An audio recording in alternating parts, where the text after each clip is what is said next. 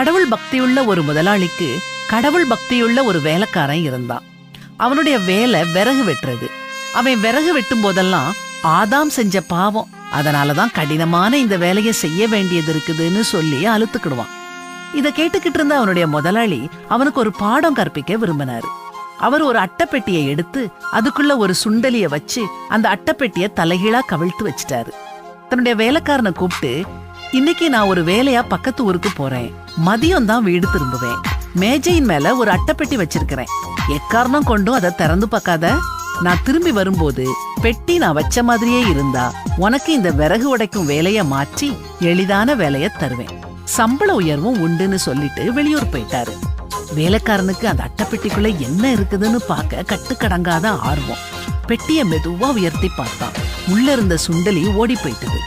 முதலாளி சீக்கிரமாவே வீடு திரும்பிட்டாரு. வேலைக்காரன் கிட்ட, என்னப்பா பெட்டிய திறந்து பார்க்காம இருந்தியான்னு கேட்டாரு. அவன் தலைய தொங்க போட்டுக்கிட்டு இல்லங்கிறதுக்கு அடையாளமா தலைய அசைச்சான். முதலாளி அவன் கிட்ட, போய் விறகு வெட்டும் வேலைய பாரு, ஆனா இனிமேல் இது ஆதாம் செஞ்ச பாவம்னு சொல்லாத, நான் செஞ்ச பாவம்னு சொல்லுன்னு சொன்னாரு.